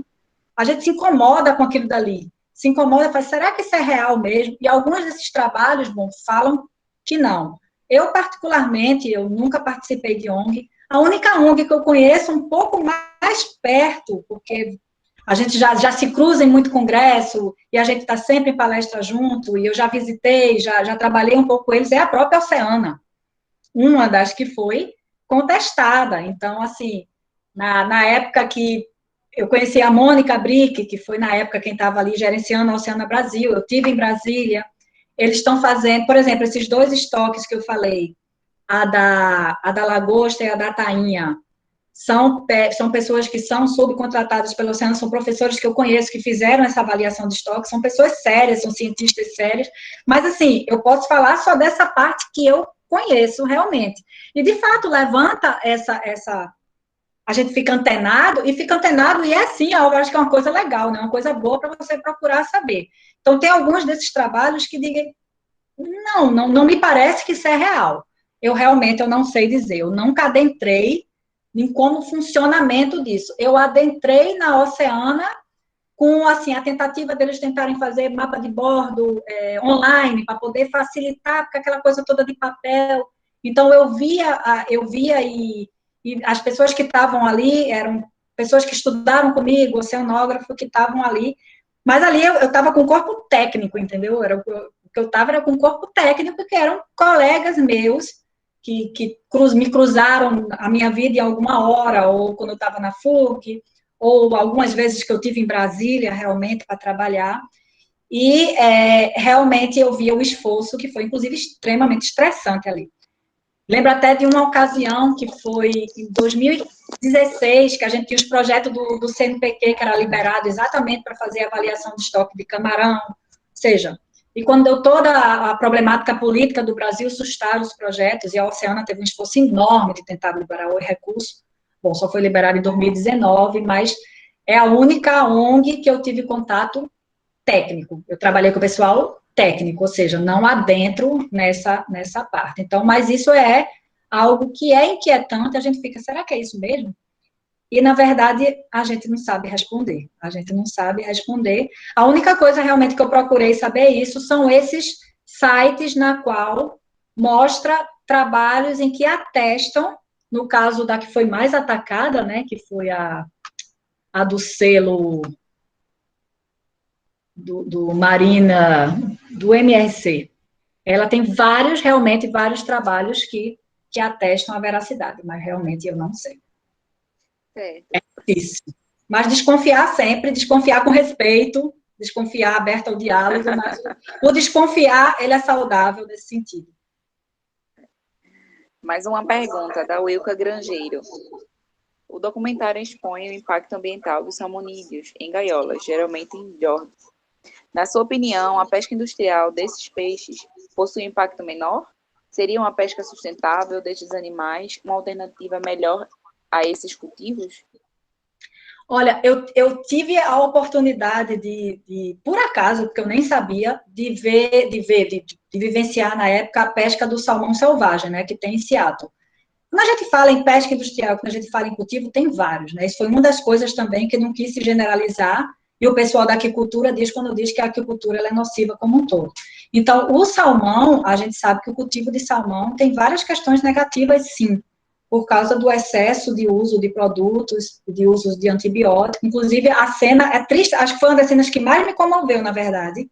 Não foi nem a sangueira, foi ver o salmão doente dentro d'água. Aquilo me deixou extremamente comovida de ver aquele salmão doente. Então, a questão da pesca do salmão, eu não sou um especialista em pesca de peixes de água doce, mas a pesca do salmão, eu acredito que ela pode ser mais sustentável do que alguns tipos de cultivo do salmão. Essa do salmão selvagem, que era feito em Seattle, era uma pesca, inclusive tinha várias espécies de salmão que eu consumi, e que era uma pescaria relativamente sustentável. A pesca industrial, quando a gente fala industrial, gente, é um leque tão grande, né, de pesca. Claramente, o arrasto, e ele fala bem disso, o arrasto é extremamente discutido, extremamente não sustentável, o arrasto industrial, pelas razões em que ele fala bem isso, por minar várias questões do fundo oceânico e também por capturar espécies, eu digo as espécies carismáticas também, mas espécies que são espécies da fauna acompanhante que pode ser consumida. Quando você olha o arrasto, e aí veja como existem algumas coisas que são controversas, né? Aí você pensa, quando você pega o arrasto e faz o arrasto numa modalidade super pequena, uma modalidade menor, que é, por exemplo, a modalidade que pode acontecer aqui na frente da costa da gente, da costa de Tamandaré, da costa de Sirinhaém, em alguns lugares do Nordeste. Aí você vê que é uma pesca de arrasto.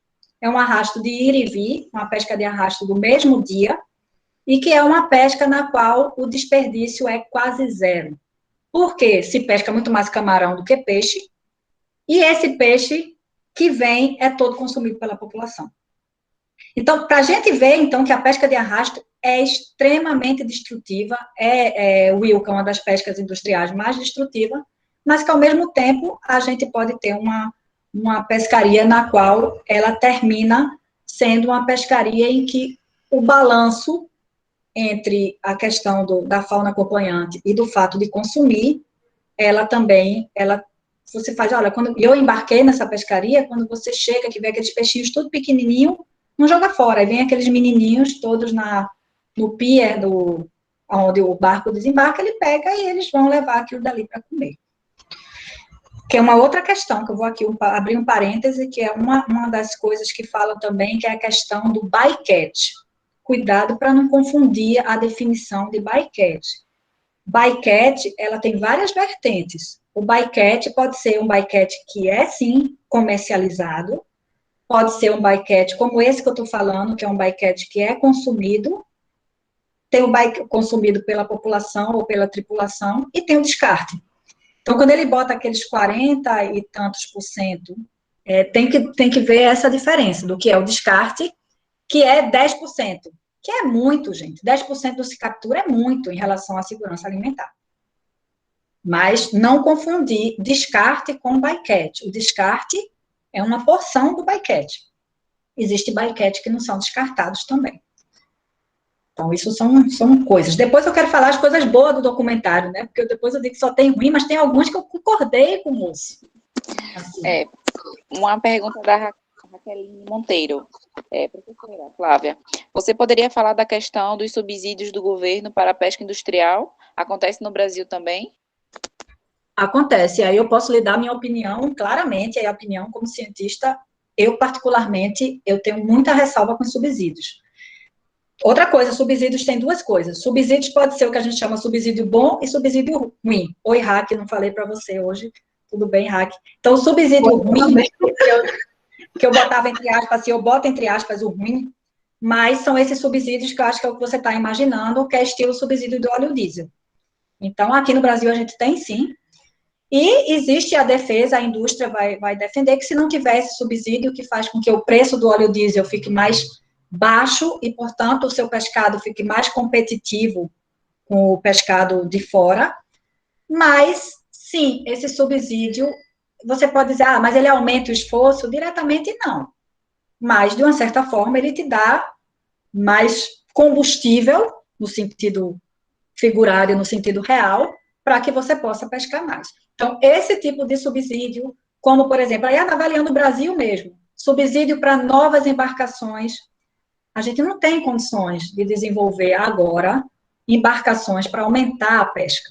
Não tem como. O que a gente tem que cuidar da pesca que a gente tem e cuidar do pescador que a gente tem. Então, esses subsídios, eu particularmente, e isso, vários outros pesquisadores no mundo, eu sou contra. Eu acho que a gente tem que reavaliar e transformar esse investimento no que eu botaria como subsídio bom.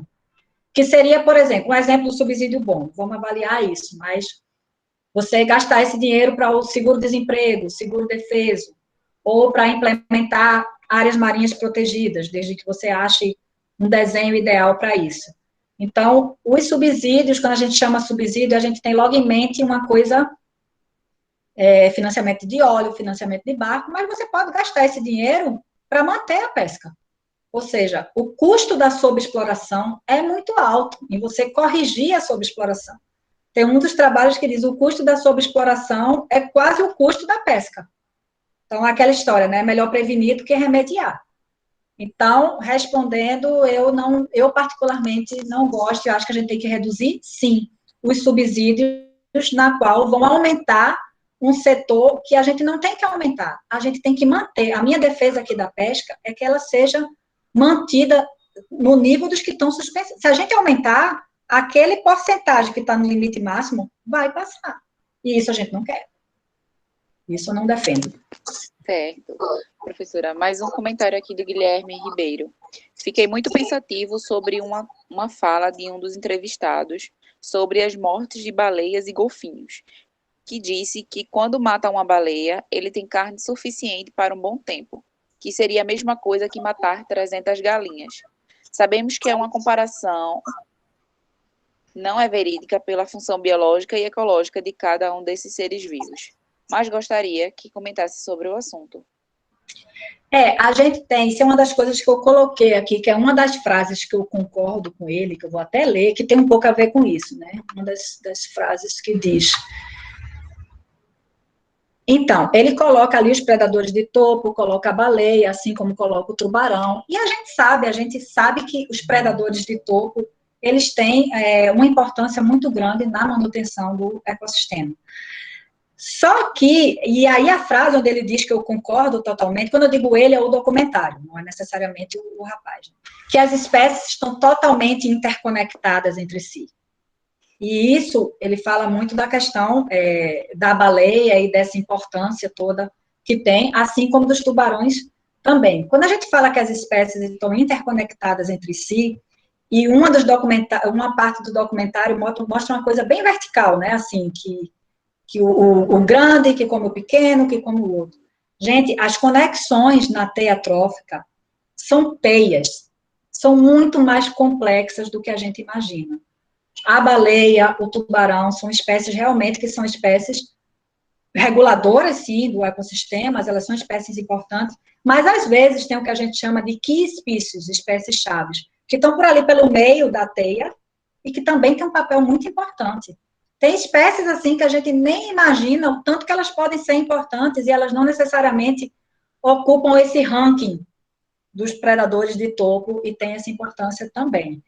Então, sim, essas baleias eu também fiquei contando ali a questão acho que ele disse 20 galinhas, não sei quantas galinhas ele falou, que seja 300 galinhas, quantas galinhas ele falou que seria o equivalente a isso. Então, novamente, a gente não pode ser nem tão simplista para dizer, ou seja, eu prefiro comer a galinha comer a baleia do que as 300 galinhas, e nem tão simplista de pensar que somente os predadores de topo, eles constituem algo essencial no ecossistema. A teia dela, isso a gente vem trabalhando com alguns modelos, o Alex estava por aí, talvez, que é o que a gente chama de ecopath, que exatamente constrói a ligação do ecossistema, e tem os grandes predadores, e a gente começa a ver que aqueles que estão ali no meinho, eles são super importantes.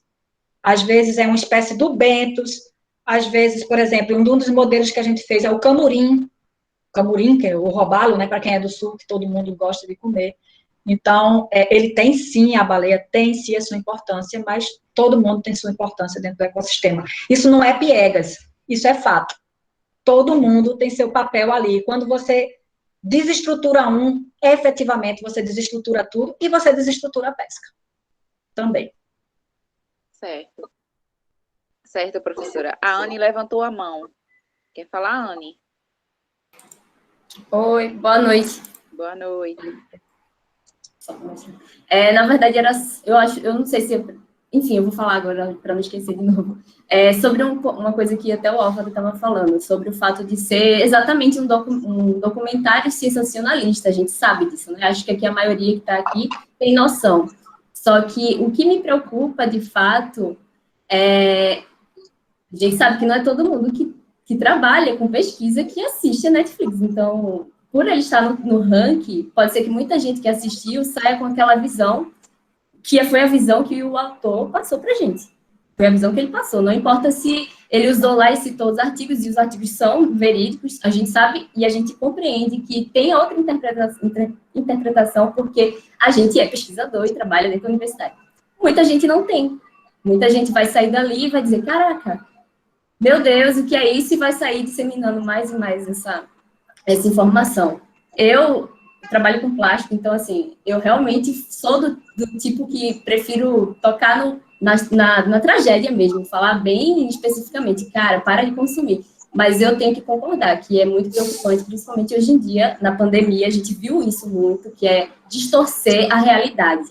E isso é muito perigoso. Eu sei que não é, eu até vi um ponto ali, que talvez não seria falar que é perigoso que ele fez. Eu realmente acredito que é um pouco perigoso, sim, porque nem todo mundo vai sair por aí pensando como a gente está pensando. Sair pensando como... Eu concordo, é um documentário, o nome dele é sensacionalista, então, assim, não tenho o que falar. Mas eu acredito que é um pouquinho preocupante. Espero, sim, que a gente consiga sair de dentro da universidade para ir conversar mais sobre isso. Mas, infelizmente, como citaram também, é bem elitista, porque nem todo mundo tem essa chance de estar fazendo esse tipo de encontro, enfim.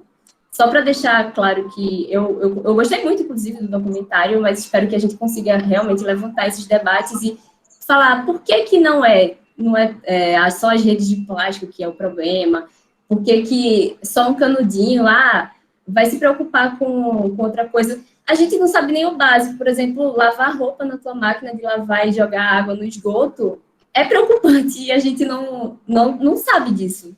E isso é um problema realmente da academia, é um problema generalizado, não é só isso. Ele está certo quando ele fala que o canudinho não é apenas um problema, mas também chega com a rede de pesca e vem falar aquilo. O problema da rede é até outro, né? Porque o que ele mostra lá que é a captura de outras espécies quando ela está solta no oceano, enfim, isso aí é até pior do que ele está falando. Mas só para deixar claro que o documentário é legal, sim, mas eu acredito que sim, tem um perigo ali.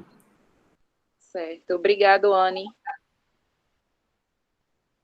Mais uma pergunta aqui, professora. Do Wildemário. Só um minuto. Como a senhora avalia a importância das ONGs que foram desclassificadas no documentário? Então, esse é um pouco, Idelmário, tudo bem, Idelmário, boa noite, esse é um pouco aquilo que eu falei. Eu acho que todo mundo, e é uma das coisas que é bom no documentário, eu acho que todo mundo ocupa o seu lugar ao sol, e no final estamos todos no mesmo barco, que a gente quer realmente que o oceano seja sustentável, mas eu acho o papel das ONGs essenciais. E como eu falei, assim, fazendo aqui a minha defesa do que eu conheço da Oceana, eu acho que eles vêm, sim, prestando um serviço, até mesmo um serviço, gente, para fazer esse balanço, entendeu? Para tentar fazer esse balanço é necessário, essa controvérsia é necessária. Quando eu digo a controvérsia, um lado que puxa para a exploração, um lado que puxa mais para a conservação, isso até é necessário. Eu me lembro até essa questão dessa puxada, né, quando o gerenciamento dos recursos pesqueiros era feita gestão compartilhada, Ministério da Pesca e Ministério do Meio Ambiente, e aí eu gostava do jeito que era feito aqui, eu sou uma minoria da pessoa ligada à pesca que gostava, exatamente porque tinha esse balanço. Atualmente, o Ministério do Meio Ambiente não faz mais parte da gestão dos recursos pesqueiros. Então, eu digo que perdeu esse balanço. Então, eu acho que o papel da ONG é essencial, ela tem um papel, por mais que a gente possa, né, Carol, ter levantado essa anteninha de desconfiar, eu acho que ela tem um papel de fiscalização, ela tem um papel de puxar pela conservação, e ela tem um papel de chatear mesmo. Eu vou contar uma história para vocês, uma das reuniões da ICAT que eu tive, que é a Comissão Internacional de Conservação dos Atuns, foi uma das coisas mais legais que eu tive, não foi por causa da reunião, estava no auge da problemática do atum azul, no Atlântico, que agora já está em reconstrução. Então, estava cheio de policial francês, porque qual era a ONG? A Greenpeace. A Greenpeace estava indo, assim, com todas as armas para fazer o que é o papel dela, ou seja, fazer um tumulto ali para chamar a atenção, para parar a pesca do atum azul. E era uma reunião política, me imagina, em relação ao atum. E tinha um jantar, sempre tem um jantar, e nesse dia do jantar foi genial, porque eu me lembro que eu vi isso pelo X-Shefa também, eles vieram pela água, pelo Rio Sena, imagina o jantar ali, tudo bonito, chique no Rio Sena, e eles vieram pela água ali, com umas mangueiras e botando faixa, e eu achei aquilo dali genial, porque fazia parte deles, eles tinham que fazer o trabalho deles, que ali eles estavam para tentar, entre aspas, tumultuar, para tentar a cota zero para o atum azul. A cota zero não veio, mas houve uma baixa e um planejamento do atum azul para um tempo. Então, o papel da ONG ali de fazer aquela baderna, sabe o que eles fizeram no final? Os organizadores, eles bloquearam todas as cortinas que a gente estava dentro de um barco para que a gente pudesse jantar sem poder ver o tumulto que estava acontecendo nas águas. Aí veio a polícia francesa e a polícia francesa tirou o barquinho. Então, ou seja, respeita o papel de cada um de nós que tenha, e o das ONGs, sim, desde aquelas mais moderadas até aquelas que a gente considera mais extremistas, como foi o caso do Greenpeace nessa situação, que eu achei fantástico. Inclusive, eles tinham um fusquinha que tinha um atum azul assim em cima e era muito bom, faz parte. Certo. O Alisson do Pona quer interagir com a gente, professora. Oi, Alisson. Oi, eu acho que tem gente na fila, se não me engano. Tem uma mão, acho que a mãozinha do Álvaro. Desculpa, né? Álvaro, desculpa. Oi, então, só voltando a essa questão aí da cena do rapaz comentando sobre a galinha. Então, professor, é por isso que eu preciso assistir de novo o documentário, porque eu achei interessante, na verdade, essa foi um dos momentos que eu achei positivo no documentário, que esse rapaz, ele exatamente faz parte do grupo que caça as baleias, né? E até me corrija se eu estiver errado, se eu estiver esquecendo alguma coisa. Então, e eu achei que a fala desse rapaz foi exatamente ele dizendo, para mim, né, a galinha não é a questão assim, é a questão de respeito, entendeu? Então, me deixou transparecer isso, a questão de respeito. E ficou aberto aí a questão da cultura, né? Eu não tô, para mim é chocante ver aquele pessoal matando as baleias daquela forma, mas para aquela região é uma questão cultural, entendeu? Então eu acho assim, eu acho que até nesse ponto a gente tem que pensar, né, ter respeito e ter a noção de que não vai ser fácil mudar aquilo. Entendeu? Então, achei bacana essa cena por conta disso.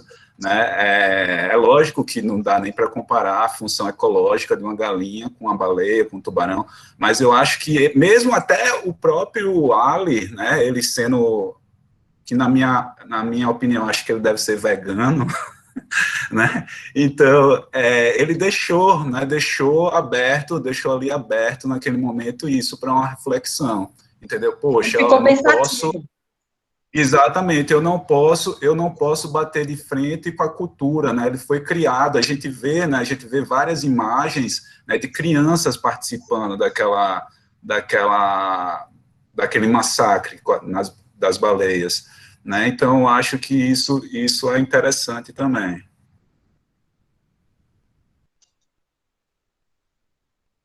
Certo.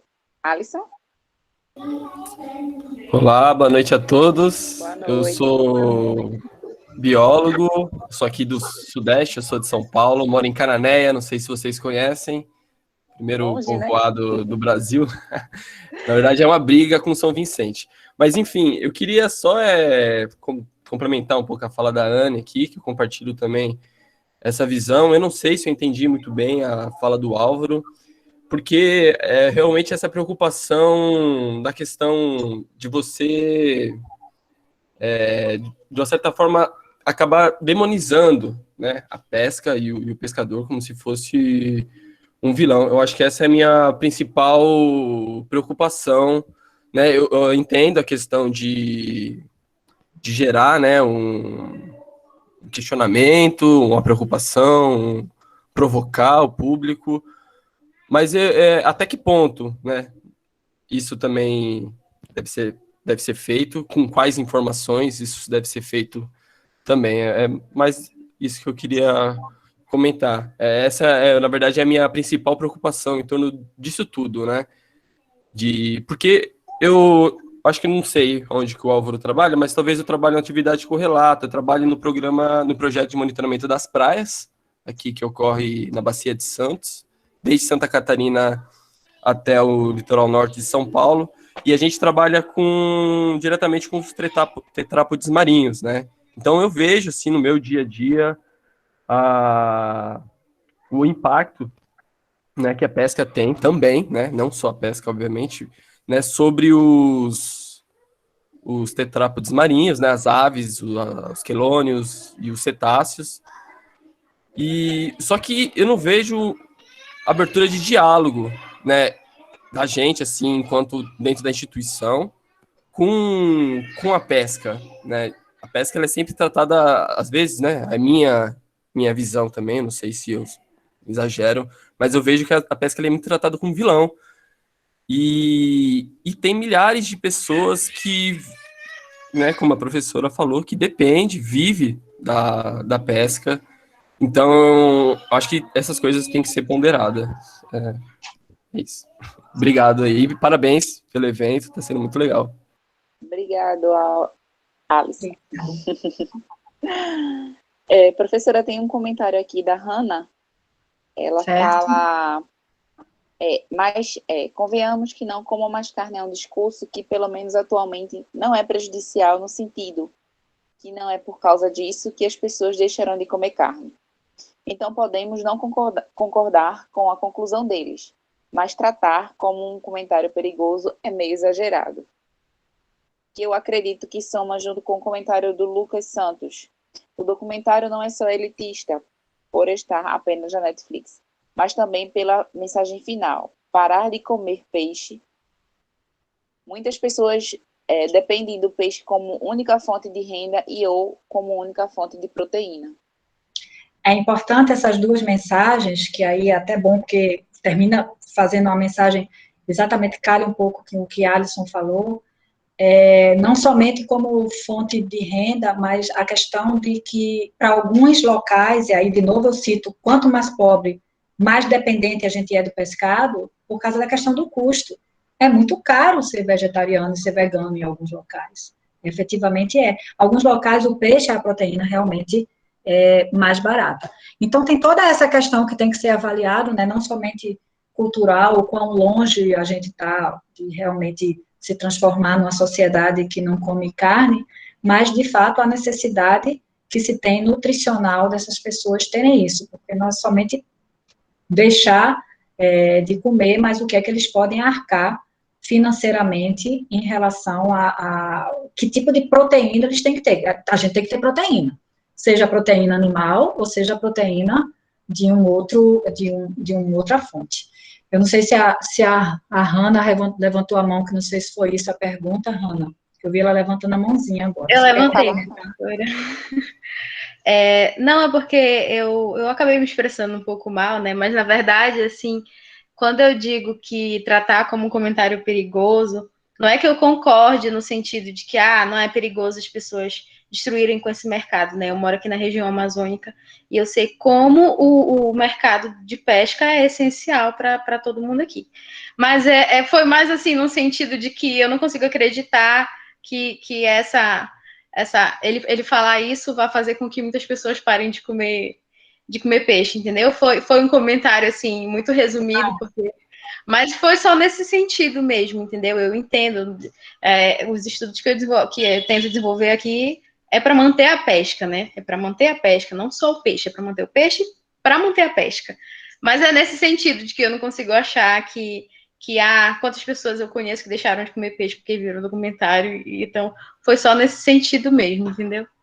Você sabe que isso é impressionante, eu vou completar um pouquinho dela, viu, Hanna? Porque eu também pensava nesse sentido. E aí eu comecei, por isso que eu perguntei se vocês viram o Instagram, e lendo notícias. Também pessoas que vivem perto de mim, eu até olhei assim para minha filha, né? Porque ela olhou, mas também não sensibilizou nesse sentido. Mas aparentemente, mundialmente, tocou um pouco essas pessoas. Eu não sei se é por causa de alguns comentários que eu vi no próprio grupo do Instagram, ou por causa de algo que eu vi, aparentemente tocou. Mas realmente a mensagem, você meio que até fechou a mensagem final que eu queria dizer, quando eu digo aqui estamos todos no mesmo barco. Aqui eu não acho, e aí eu sou uma pessoa que tem formação da pesca, mas eu tenho viés conservacionista. Eu não acho que tenha que a pesca não necessariamente ela é por um todo como vilão. A pesca sim, e você sabe que eu morei aí em Belém por 8 anos e eu percebi muito bem o que a pesca representa para a região amazônica, culturalmente também, que isso é uma coisa muito importante. Então, eu acho que o documentário, ele serviu exatamente, fale bem, fale mal, mas fale de mim. E eu acho que essa é a mensagem que a gente precisa realmente ter, e eu acho que essa é a mensagem que a gente precisa repassar, seja para os nossos alunos, seja para os nossos colegas, seja para o vizinho que não tem nenhum acesso a essa informação mais refinada que nós temos, talvez até aqui tenha algum público que não seja da área ambiental, realmente. Então, não estou botando mensagem final para acabar, não, mas é porque ela terminou dizendo alguma coisa que é bem isso, que não é a intenção de acabar, mas ela realmente precisa ser controlada. E uma coisa que é importante, gente, não é só a pesca, o documentário chama atenção para várias coisas, eu digo muito na minha aula. A destruição dos ecossistemas não é só a pesca, não. E aí vem o plástico, e tem uma frase que eu digo que é a frase que ele diz certa: a cadeia aquática está completamente contaminada. Gente, a gente está comendo metal em tudo que é canto. A gente está comendo níveis altíssimos de mercúrio. Então, isso é uma questão que também é muito importante da gente saber que a pesca precisa ser controlada, regulamentada, colocada em bases sustentáveis, mas que as fontes de poluição é algo tão ou mais preocupante, dependendo da pescaria. Se for uma pescaria estuarina, se for uma pescaria que está ali. Então, são duas coisas, por isso que eu digo que hoje em dia eu trabalhava com pesca e de repente eu comecei a achar, mas será que a pesca é culpada de tudo isso? E aí a gente começa a ver plástico, a gente começa a ver metal, a gente começa a ver pesticida, a gente começa a ver um monte de coisa, a gente começa a ver destruição de hábitats, não somente porque o habitat desaparece, mas porque o hábitat está doente. Então, são coisas que a gente precisa ponderar, e vem a palavrinha que eu falo muito, e meus alunos sabem, que é o enfoque ecossistêmico da pesca. Não é só a pesca, não. Tem tudo aquilo dali que está ao redor. E isso é verdade, a gente tem que olhar, não é só falácia, não. A gente precisa olhar de uma maneira geral, realmente. professora. Pessoal, atenção, quem está inscrito na barrinha lá das mensagens tem a nossa ata. Então, quem está inscrito, quem quer receber certificado, tem que assinar a ata, tá ok? Professora, eu vou ler agora a pergunta do Kleber Pires. São duas, na verdade. A primeira, enquanto fica a circunstância e hermética a discussão na comunidade científica e não se dá uma roupagem social e educativa e, após alcançar líderes financistas e políticos, o problema do pescado e demais setores ambientais, produtivos e econômicos, a ciência continuará a falhar. Um comentário. E agora a pergunta dele, né? Para somar, ele levantou a mão também, ele aproveita e interage com a gente. E se o subsídio tiver a função de melhora tecnológica para mitigar a sobrepesca ou outros que diminuam impactos negativos na cadeia do pescado? Interage com a gente, Kleber. Aproveita que tu levantou a mão. Beleza. Primeiro eu tenho que me apresentar, que fui deselegante no início de interromper a professora, né, que não tinha notado que tem um certo protocolo aí para fala. Eu sou uma dinâmica. Eu sou aqui de Macapá, no Amapá. A gente tem um litoral muito piscoso aqui. Eu sou formado em engenharia florestal.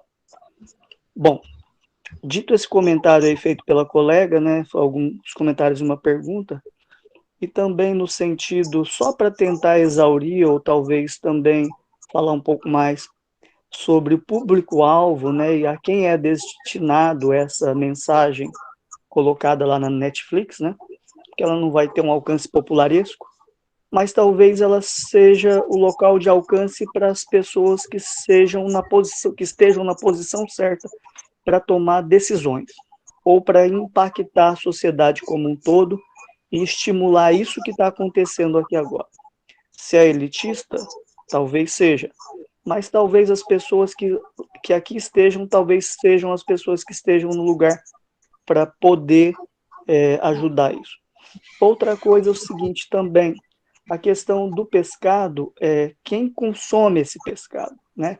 Para quem que ele quis dizer que quem vai consumir? Porque a gente sabe que muitas pessoas na pesca artesanal, né, muitas conseguem aí resolver o problema de segurança alimentar e de autossuficiência alimentar fazendo a sua própria pesca ou comendo pescado aí de uma forma que vem de origem artesanal. Então, a gente tem que avaliar esses segmentos aí e verificar que, ao final, isso aí tem que ser alcançado lá, aqueles que fazem políticas públicas, né? Aqueles que estão no local de posição econômica, os financistas, os donos dos meios de produção, para que a gente possa pressionar eles, talvez até, como eu disse lá, sair do ambiente hermético da universidade, fazer a função ali, né, a função de alcançar o público e dar essa roupagem com toda essa discussão aí, né? Então, é essa a colocação que eu queria fazer. Isso, eu concordo totalmente com aquilo que a gente conversou no início, né, mas eu acho que a gente está evoluindo, quando eu digo me colocando com a vestimenta agora da comunidade acadêmica, né, eu acho que a gente vem evoluindo um pouco nisso, ainda tem um enorme caminho para que a gente possa realmente atingir os tomadores de decisões, e também uma coisa que é importante, né, a gente pode os tomadores de decisão, mas também compartilhar tudo isso nesse caso, mais propriamente dito, com os pescadores. Então, concordo mais uma vez que, novamente, eu, entre aspas, defendo o alcance do documentário, e como eu disse, a gente não está nem em um mês, né, ainda, eu acho que essa polemização inteira, ela pode, sim, gerar com que saia um pouco desses muros. Mas, assim, como pesquisador, eu acho que a gente já vem há um certo tempo, tentando um pouco entrar aí eu falo como alguém que trabalha com a pesca, né, tentar entrar um pouco junto dos tomadores de decisão, mas ainda num caminho muito longo. Em relação ao subsídio, a excelente pergunta, que é exatamente isso que eu chamaria do subsídio bom, que eu botei entre aspas assim, que seria o subsídio bom. A pergunta dele foi, será que investir numa ferramenta, numa arte de pesca para diminuir essa captura incidental, algo desse tipo, é exatamente esse subsídio que eu acho que precisa ser investido o dinheiro da gente, que é análogo que eu falei do defeso, que é uma medida de conservação, que também é análogo a você tentar implementar com um plano de manejo uma área marinha protegida. Então, se a gente puder investir num subsídio em que os cientistas possam elaborar junto com os pescadores, que é algo que está acontecendo dentro de um projeto que também a gente faz no departamento, que chama REBI, que é um projeto da FAO, exatamente, para testar esses dispositivos de escape. E os pescadores têm que testar, porque não adianta a gente impor, e aí que entra o tomador de decisão, mas entra o pescador também. Não adianta a gente impor o nosso desenho cientificamente ótimo, se a gente não testa isso no mar, e se a gente não vê também que está cumprindo o papel que a gente quer, que é escapar à fauna indesejada, mas que também não vai perder o camarão dele, que é o que ele vende. Então, sabe, existem esses viés também que é importante que seja avaliado. Então, o subsídio que eu gostaria de ver que os governos mundialmente gastassem era o subsídio do que a gente está precisando agora. O subsídio para que a gente mantenha o que tem e o subsídio para que a gente possa melhorar. Por exemplo, melhorar a cadeia de comercialização. Isso é algo que a gente poderia tentar investir. Eu não tenho a resposta, mas existem profissionais nessa área, mais da área social ou da área tecnológica, agora tecnologia de alimentos, por exemplo, para ver como é que se pode implementar. Então, é esse subsídio que eu sonharia que a gente tivesse. Certo, professora. Mais uma pergunta aqui. Do Vinícius França. Boa noite a todos e todas. O documentário apresenta vários problemas, porém excluindo a generalização errônea que fazem, ainda se pode observar algumas más práticas da parte de uma parcela da indústria pesqueira. Como se poderia realizar uma melhor fiscalização para evitar algumas dessas más práticas, como o descarte inadequado de apetrechos de pesca e ou de utilização de técnicas mais agressivas ao ambiente em locais inadequados? Abraços. Excelente pergunta, obrigada, Vinícius. Sim, isso já existe, existe. Veja só, a fiscalização é um dos nossos grandes gargalos, mundialmente, e no Brasil principalmente. Você imagina o que é fiscalizar essa costa inteira, mais a pesca continental. Mas, por exemplo, só para dar alguns exemplos que você colocou aqui, o rastreamento por satélite. Então, é uma obrigação, inclusive, do governo brasileiro, que chama o PREPS, que são maneiras de você ter o controle da onde essa embarcação, que está licenciada para determinada área, né, vamos dizer assim, ou seja, está proibido de adentrar em determinadas áreas. Então, existe que várias frotas já são rastreadas por satélites. Por exemplo, a frota do Atum Azul do Atlântico é completamente coberta. Aqui no Brasil, existe essa regulamentação de rastreamento de determinadas frotas, não são todas, porque são frotas geralmente industriais, que é exatamente as frotas na qual tem, sim, essas técnicas destrutivas. Então, existe a questão da fiscalização por área, existe a questão das fiscalizações em ponto de desembarque, depende da medida de regulamentação. Geralmente, para pesca maior, os pontos de desembarque são mais concentrados em indústrias, em fábricas, então fica mais fácil de ter. O que fica mais difícil por exemplo, num país como o Brasil, em que os pontos de desembarque são muito dispersos, né, fica muito difícil de ter essa fiscalização. Mas existe, e das reportagens, inclusive do Hilborn, não a clássica do Seaspiracy, mas exatamente ele fala sobre todas as iniciativas de se tentar melhorar o controle. Eu estou falando de uma maneira mundial, no Brasil é mais complicado, o controle dessas pescarias que podem ter esse efeito negativo. E sim, tem várias práticas destrutivas, sim, da pesca industrial. A gente realmente sabe, tem que reconhecer e tem que ter a regulamentação para que elas possam ser minimizadas. Por isso que eu falei muito desse dispositivo de escape, porque o arrasto, certamente, é conhecidamente como um dos maiores vilões. E adentrar em áreas que são áreas protegidas de alguma forma, e se elas são protegidas porque elas têm uma relevância ecológica que faz jus a ela estar protegida também. Então, sim, existe. Tá bom. Obrigada. Gente, eu vi que tem muitas perguntas aqui e algumas pessoas com a mão levantada também. Eu estou dando preferência a quem ainda não falou, quem ainda não, ou quem ainda eu não li a pergunta, porque nosso evento, o estimado é até às 9 horas. Mas já são 20h42 aqui para mim. Então, tá bem legal a interação de vocês. Eu vou tentar ler tudo, mas temos um limite no horário também, tá bom? Vou continuar aqui. A Raqueline, ela já está há um tempo com a mão levantada, né, Raqueline? Fiquei cansada aqui com a minha mão levantada. Desculpa, que abaixe. Eu acho que só seguindo um pouco na linha da conversa anterior da Ana, que veio para ela, Flávia, de não consuma peixe, não sei o quê, eu acho que segue muito a linha de saber, nós, enquanto consumidores, de onde vem aquilo que a gente consome. Como a Flávia falou, tem outras atividades, outras coisas que a gente consome que impactam outros ambientes da mesma forma e a gente não tem nem ideia. Então, entender de onde vem aquele produto, como ele é pescado, que tipo de rede, enfim, tentar buscar essas informações mesmo, sabe? Porque nós, enquanto cidadãos, né, cientistas, nós temos um poder incrível nas nossas mãos, sabe, de questionar, saber de onde vem. Então, eu estava seguindo muito por essa linha, né, de pensamento mesmo. Acho que foi algo que me tocou bastante. Eu consumo peixe sempre, e às vezes eu realmente não sei nem a espécie. Eu falei, meu Deus, que peixe é esse que eu estou comendo? Como é que ele foi pescado? Então, acho que criar um pouco dessa consciência é o primeiro passo para tentar modificar também esses tipos de atividade. Claro, além das cobranças, né? Então, participar aqui está sendo incrível para conhecer mais sobre o tema mesmo, coisa que não tenho muitas habilidades. Era mais esse comentário que eu queria fazer.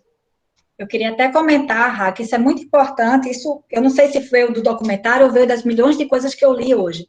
Mas isso é muito importante, por exemplo, um exemplo prático, as espécies que estão listadas como ameaçadas de extinção. Não comam, não. E, às vezes, a gente vai encontrar no mercado, porque aí entra a questão da fiscalização, ou a gente vai encontrar com um outro nome. Então, de novo, é o trabalho de formiguinha. Então, tem algumas coisas que a gente pode realmente evitar. Então, saber a procedência é uma maneira que a gente tem até de privilegiar aquele que vem trabalhando de uma maneira mais próxima do que a gente quer de sustentabilidade. E isso a gente faz, poxa, esse peixe aqui a gente sabe que está ali. Eu sempre digo assim, agulhão é proibido de comercialização, então não come ele. Então, logicamente, mas isso requer também o conhecimento. E aí onde entra alguns folders, algo que precisa realmente ser colocado para a população comum. Uma vez eu terminei sem ir, eu recebi um convite eu não me lembro se foi dar uma palestra ou conversar no Carrefour de São Paulo. Eu achei aquilo tão genial, porque ele dizia assim, olha, a gente queria começar a fazer, eu não estou avaliando aqui qual era a lógica do Carrefour, mas a ideia dele, a gente queria aqui tentar colocar uma política na qual a empresa pudesse realmente entender e colocar uma plaquinha, olha que legal que seria, né? Porque isso daí, o Carrefour ganha com isso, gente.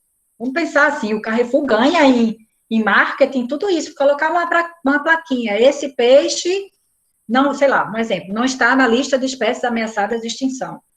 E eu não me lembro, eu acho que eu estava de férias ou alguma coisa assim, eu terminei sem ir. Mas aquilo dali, quando veio, eu disse, cara, isso é uma coisa que poderia me aproximar e eu, de repente, vou colocar um serviço para uma empresa, o Carrefour, seja lá, resguardadas as minhas ressalvas ou não com o Carrefour, de repente transformar aquilo dali numa boa ação. E outro exemplo que eu tive, isso daí é uma coisa que tem. Então, acho que a gente pode fazer, sim, essa coisa de formiguinha. Vou dar uma coisa aqui rapidinho de um dia, e eu estou vestindo de novo minha cara tapa, que aconteceu comigo, e foi meu filho que me advertiu, ele não está por aí. A gente foi em Bahia Formosa, Rio Grande do Norte, qual é o caldinho típico? Caldinho de cação. E aí eu disse, não, mas eu quero um caldinho de camarão, um caldinho de feijão. Não, dona, aqui o típico é na praia, né? Caldinho de cação. Aí eu disse, deixa eu provar. Aí quando eu provou, meu filho, de 14 anos, olhou para mim e fez, tô acreditando não que você vai tomar um caldinho de cação. Você vai comer tubarão, mãe? Não sabe que os tubarões estão todos ameaçados? Nossa, aquele dali me doeu e o homem veio com caldinho de cação, né? Eu fiquei com aquele dali, realmente, me sentindo mesmo. Mãe, você estuda tubarões. Aí eu cheguei, eu perguntei para o moço, que cação é esse? Pensando que ele não saberia dizer qual é. E ele me disse o cação Flamengo. Aí eu fui lá, eu já sabia aí se tem algum aí, o cação Flamengo. Aí dei aquela respirada, né, que ele não estava na lista de ameaça de extinção, mas eu confesso que eu não tomaria o caldinho de novo. Ali eu senti. Então, logicamente, eu não estou recriminando quem tomou o caldinho de cação, que é típico e é cultural de Bahia Formosa, no Rio Grande do Norte. Mas aquele dali que veio do menino que tinha 13, e eu fui pesquisar ali, mas qual é o cação? Assim, com medo dele dizer que era o tubarão-martelo, que era qualquer um desses, que eu sabia que estava numa situação dessa.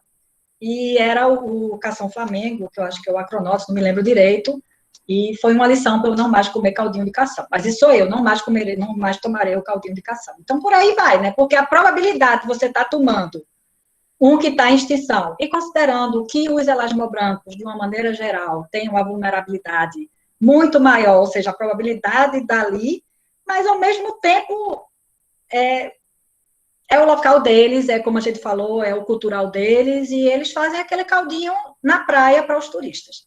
Então, ou seja, olha os dois lados da moeda, mas eu, particularmente, não tomo mais, mas haverá outras pessoas que vão sustentar o comércio dele, que é o caldinho de cação. Era isso. Ok, Raqueline? Então, só vou fazer um comentário. Sobre esse do Carrefour, né? Eu conheci uma menina de Portugal que ela estava criando um aplicativo justamente para conseguir mapear as espécies, porque, pelo que eu entendi, Portugal sofre muito do problema daqui também. Não se sabe o que é pescado, o que é vendido dentro dos supermercados, né? Então, ela estava com essa proposta mesmo de criar um aplicativo onde o consumidor conseguisse identificar que peixe era, como é que anda a questão da pesca, como ele é pescado, enfim, qual a empresa. Então, realmente, acho que vir à tona soluções desse tipo, né, de quem pensa e apoiar seria uma grande solução também. Porque, por exemplo, realmente, onde é que eu vou achar esse tipo de informação, sabe? Então, ter essa mobilização, essa criatividade mesmo, acho que instigar mais seria muito válido para a gente conseguir alcançar E aí, talvez seria o nosso dever, meu, seu, Raqueline, que está embaixadora dos oceanos, essa moça agora. Então, é o nosso dever a gente participar de realmente eventos sobre eles, para a gente tentar exatamente popularizar o conhecimento que a gente tem. Tentar. Okay. Obrigada, Raqueline. Mais uma pergunta aqui, professora. É do Guilherme Ribeiro. É uma entrevista, acredito. Jean Ramussen, pescador de baleia. Se uma pessoa quiser dizer que sou uma pessoa ruim por matar uma baleia, prefiro matar uma baleia a 2.000 galinhas. É a mesma quantidade de carne. Se o mundo quiser tirar 2.000 vidas e nós tirarmos uma, de nada. Nesse ponto, sinto que sou uma pessoa melhor que as outras. Acompanho a opinião do que as pessoas estão dizendo. Se quiser comer, não mata nada. Coma vegetais, coma frutas e coisas assim. Concordo com isso, mas não concordo com pessoas que dizem não pode fazer um grid. E aí, elas matam, comem outros animais. Para mim, peixe, galinha, baleia têm exatamente o mesmo valor. Tem uma vida. E algumas dizem que não precisamos matar para comer, mas é o que estamos fazendo. Essa é a fala do entrevistado no documentário. Isso, esse é o pedaço, né, Guilherme? É o pedaço exatamente que a gente falou da galinha, né?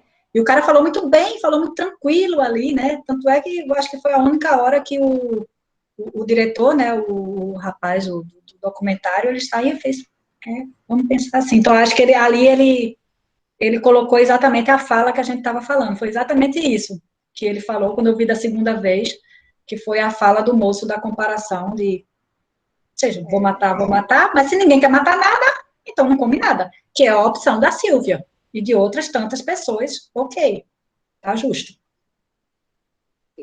Álvaro, você quer interagir conosco? Oi, prometo que é a última vez. Então, né, só até respondendo aí o que o Alisson falou, então, eu trabalho na Bacia de Santos, né, eu estou aqui no momento, e assim, e não em termos científicos, mas em termos empíricos, eu posso afirmar que a pesca é tida como vilã até para a própria pesca.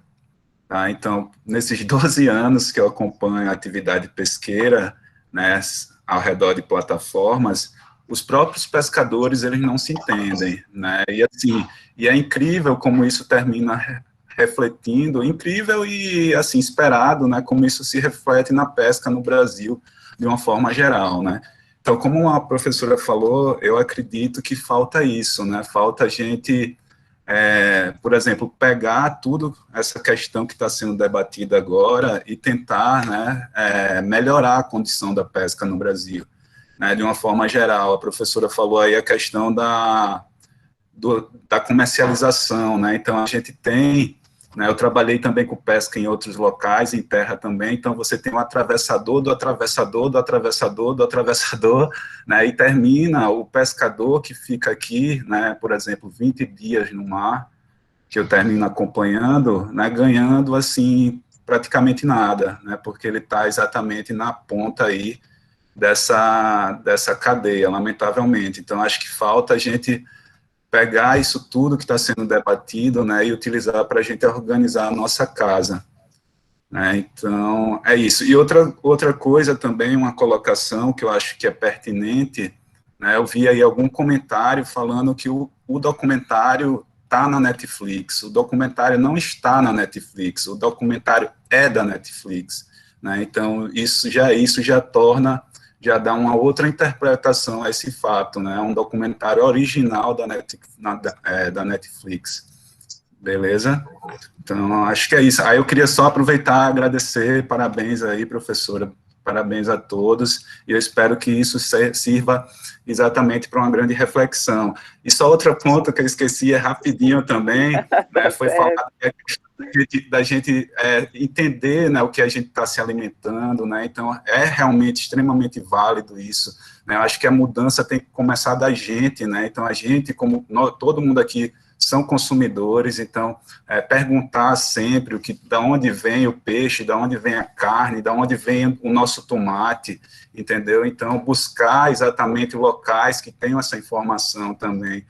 Eu, particularmente, desde que eu comecei a acompanhar a pesca aqui, eu parei de comer atum e dourado, né? Por quê? Por conta da forma que os pescadores abatem esses animais, né, quando são pescados. Então, só para vocês terem ideia, para quem não sabe, o dourado, que é um peixe, para mim, que é o peixe mais incrível e mais bonito que tem nos oceanos, ele é abatido a paulada, né? Então, o pescador puxa o dourado e fica dando paulada na cabeça do dourado, né, para não sangrar aí a carne, não contaminar a carne com o sangue. E o atum da mesma forma, o atum, dependendo do tamanho do atum, se for o bonito listrado, por exemplo, que não é um atum, né, ele pega e fica batendo, segura pelo rabo do peixe e fica batendo o peixe contra o barco, né?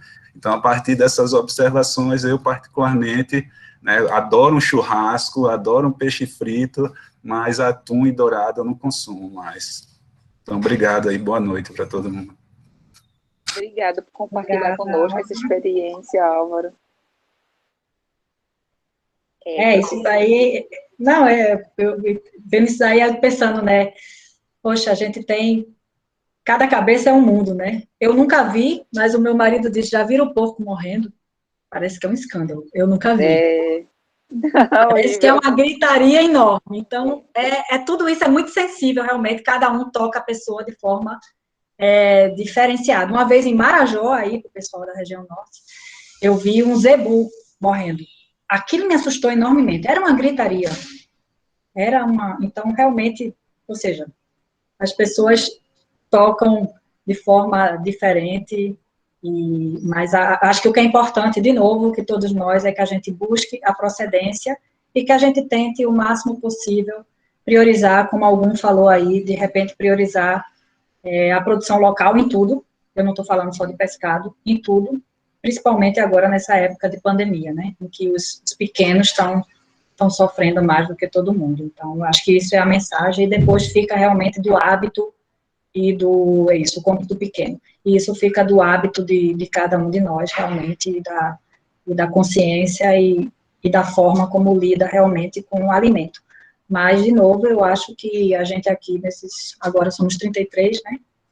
Todo mundo tem o mesmo viés, todo mundo tem o mesmo desejo, que é realmente proteger a pesca, proteger o pescado, e, pelo que eu estou vendo aqui, proteger o pequeno produtor. Seja esse pequeno produtor, seja o pescador artesanal, seja o agricultor, seja o aquicultor, ou seja, a gente também dá essa prioridade, que certamente são os que mais penam, principalmente nesse país, né? A gente tem que considerar isso também. A Anne aqui, ela deixou um comentário que quem quiser saber mais sobre os assuntos abordados aqui hoje no Cine, é só seguir o Instagram do laboratório da professora Flávia, que é o @bioimpact. Anne, você achou que eu ia esquecer, né, Anne? Achei. A gente tenta fazer um pouco desses trabalhos de formiguinha, que é divulgação científica. Exatamente, gente, vou dar meu ar de blogueirinha, eu vim até vestida de golfinhos e baleias. Venho aqui para fazer, não é uma provocação, é realmente as minhas roupinhas de peixe. Por favor, sigam o Bio Impact, a gente faz o conteúdo com muito carinho, exatamente pensando, relativamente, o Bio Impact já tem 3 ou 4 anos, né, Lucas, que foi o idealizador, e nos últimos tempos a gente vem tentando exatamente passar esse conteúdo, e não só para as pessoas científicas, ou seja, espalhar cada vez mais para as pessoas comuns, viu, gente? Para que possam ter acesso ao que a gente faz e tudo que a gente vive. Então, sigam, e eu acho que, inclusive, hoje eu vi no Instagram um post em que dizia, por que se a Juliette atinge 21 milhões de seguidores, por que os nossos sites de ciência também não atingem 21 milhões de seguidores? Tão bom seria se cada um de nós, que tem laboratórios, tem sites, ou tem sites de coração de ciência, divulguem, porque a gente precisa popularizar a ciência, assim como a Juliette. Nada contra, viu, gente? Eu acho que tudo certo, mas eu acho que vamos também colocar 21 milhões de seguidores nos sites de ciência. Pessoal, chegamos ao nosso horário, né? São 21 horas. Agradecemos imensamente a participação e a interação de todos, hoje foi muito legal. Agradecemos muito também a professora Flávia, que foi bem assídua nas perguntas, respondeu tudo certinho. A professora Carol também está aqui conosco até agora, até esse horário, numa sexta-feira. Foi muito legal, pessoal. Professora Carol, professora Flávia, vamos tirar uma selfie aqui para a gente guardar e divulgar no nosso Instagram também. Exatamente. Eu queria agradecer. Eu disse, eita, sexta-feira de noite, mas foi muito legal. Eu acho que eu gosto de fazer isso. Agora todo mundo vai tomar sua cervejinha, para quem gosta, e vamos sextar. Coisa boa passa rápido, professora. Mas eu fico muito feliz, e vocês sabem, pessoal do PET Ecologia, que eu me fico muito contente em participar das atividades de vocês. Quem puder... A gente que agradece muito, seus alunos, o pessoal todo que está aqui, gente de vários estados, né, conversando. E isso é muito bom de ver, porque realmente a gente precisa se informar, né? A gente está num momento de tanto negacionismo com ciência, tanto descrédito, a hora de se informar nunca foi tão urgente. E sair, concordo, assina embaixo, sair dos muros da academia, porque a gente precisa levar o nosso conhecimento além do que a gente publica, né, do que a gente orienta, a gente tem que disponibilizar isso para a sociedade, porque é bem urgente, principalmente voltada à conservação, né, não está fácil não, as previsões não são boas, e a gente precisa se mexer, né, nós, nossos alunos. Muito bom, adorei, obrigada, até a próxima, viu? Isso, vocês não vão abrir a câmera não, para ver a carinha de vocês? Eu vou tirar o print, podem abrir, pessoal. Só Rafinha. Pessoal da ata, assinem a ata. Isso, a ata também, para ser o certificado. Mas alguém vai abrir a câmera? Tá, vou tirar. 1, 2, 3 e... Pronto, tirei, vou salvar. Obrigada, Tchau, gente, pessoal, foi ótimo. até a Obrigada, próxima. gente. Bom final de semana e se cuida, viu? Tchau, tchau. Igualmente. Beijo, saúde para todos. Beijo. Obrigada, Carol. Beijo.